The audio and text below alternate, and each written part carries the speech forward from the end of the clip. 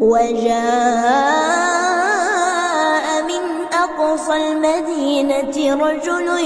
يسعى قال يا قوم اتبعوا المرسلين اتبعوا من لا يسألكم أجرا وهم مهتدون وما لي لا أعبد الذي فطرني وإليه ترجعون أأتخذ من دونه آلهة إن يردني الرحمن بضر لا تغن عني شفاعتهم شيئا ولا ينقذون